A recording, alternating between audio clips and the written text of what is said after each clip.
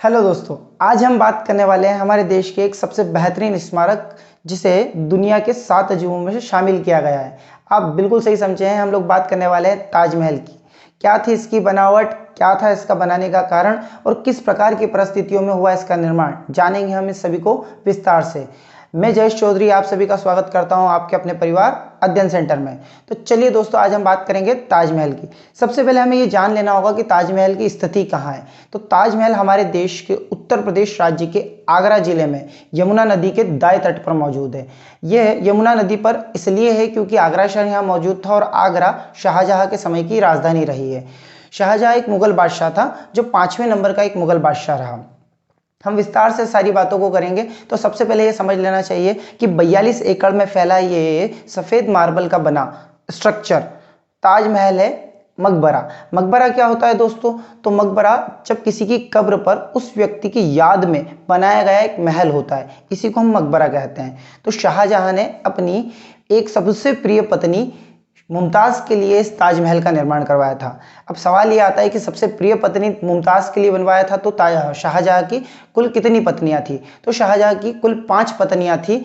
इज़ुन्निसा, फतेहपुरी, उसके बाद आपको पता चलता है कि मुमताज़ महल, उसके बाद में मोती महल और उसके बाद में आपकी कुदसिया बेगम। ये कुल 5 इसकी वाइफ थी। इनमें से सबसे प्रिय वाइफ मुमताज़ थी। मुमताज़ अपने 14वें बच्चे को जन्म देते समय प्रसव पीड़ा से मृत्यु हो गई।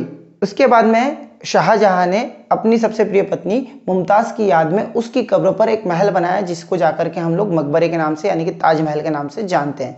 ताजमहल सन 1631 से लेकर के 1653 तक लगभग 22 सालों में पूरा बनाया गया। इसमें कुल 20,000 के आसपास तक मजदूरों ने काम किया। ये सभी मजदूर उस्ताद अहमद लाहौरी के अंडर में काम करते थे। उस्ताद अहमद लाहौरी एक इस्लामिक आर्किटेक्चर के बेहतरीन कलाकार व्यक्ति थे। इन्होंने इंडियन और इस्लामिक कल्चर को मिक्स करके वास्तुकला का एक बेहतरीन नमूना बनाया, इंडो इस्लामिक आर्किटेक्चर, यानी कि इसमें इस्लामिक सभ्यता भी शामिल थी और इंडियन कल्चर भी शामिल था। इन दोनों को मिक्स करके ताजमहल का निर्माण किया गया। इसका एक उदाहरण हमें इस प्रकार से भी मिलता है कि अगर हम ताजमहल के गेट को देखेंगे तो ये पूरी तरीके से कर्व ना होकर के इस तरह के शेप में बने होते हैं। इस तरह के शेप का मतलब होता है कुछ मंदिरों जैसा दरवाजा। तो यहाँ पर हमारे को भारतीयता और इस्लामिक आर्किटेक्चर का कॉम्बिनेशन देखने को मिलता है।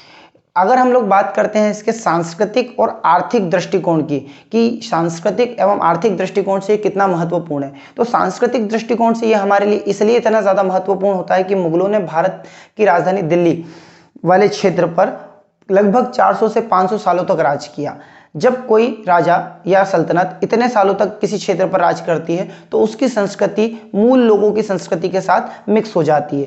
तो मुगलों की संस्कृति भी भारतीय लोगों के साथ मुख्य रूप से मिक्स हो गई।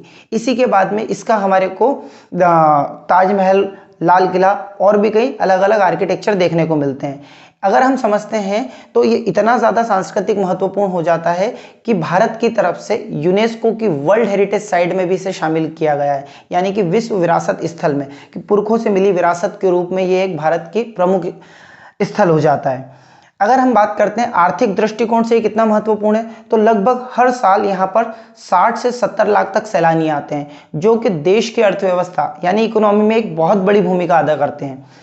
ये 60 से 70 लाख लोग यहाँ पर जाते हैं, इसके लिए अपने खर्चा करते हैं, चीज़ें खरीदते हैं, टिकट खरीदते हैं। वहाँ पर रहने दुकानदार, सैलानी, जो दुकानदार के बीच में व्यवसाय होता है, ये पूरा का पूरा पैसा इकोनॉमी के अंदर अपना रोल प्ले करता है। अगर आप बात करते हैं कि ताजमहल में किस तरीके से मीनारें बनाई गई है, तो इसकी मीनारें थोड़ी सी बाहर की तरफ झुकी हुई है। इसका एक मुख्य कारण ये है दोस्तों कि जब भी कभी भूकंप आए तो ये मीनारें बाहर की तरफ गिरे, ना कि इसके मुख्य स्ट्रक्चर पे गिर जाए। अगर इसके अलावा हम और समझेंगे तो ताजमहल में पूरा का पूरा सफ़ेद मार्बल उपयोग किया गया है जो कि राजस्थान और दक्षिण भारत से मंगाया गया था। अगर इसके बारे में एक विशेष बात को हम समझते हैं तो ये तब के 320 लाख रुपयों के अंदर बनाया गया एक आर्किटेक्चर हो जाता है। अगर हम इसको आज के हिसाब से सारी महंगाई और इन्फ्लेशन को जोड़ लें तो दोस्तों ये कुछ भी 7 अरब रुपयों के बराबर हो जाता है। ये उस समय बनाया गया था जिस समय महंगाई काफ़ी कम थी। महंगाई बढ़ने के साथ साथ में अगर आप इसकी कीमत को देखोगे तो कीमत भी बढ़ते बढ़ते 7 अरब की कीमत हो जाएगी। भारत के लिए यह एक बहुत ही राष्ट्रीय महत्व की स्मारक हो जाती है, क्योंकि ये यूनेस्को में शामिल है, दुनिया के 7 अजूबों में शामिल है, भारत की सभ्यता से जुड़ चुका है और भारत के सैलानियों के द्वारा ये इकोनॉमी में अपना रोल प्ले करता है। तो इसी तरह के और भी स्मारक के बारे में अगर आप डिटेल में जानना चाहते हैं तो हमें कमेंट करके बताइए और हमारे चैनल को सब्सक्राइब कीजिए। शुक्रिया।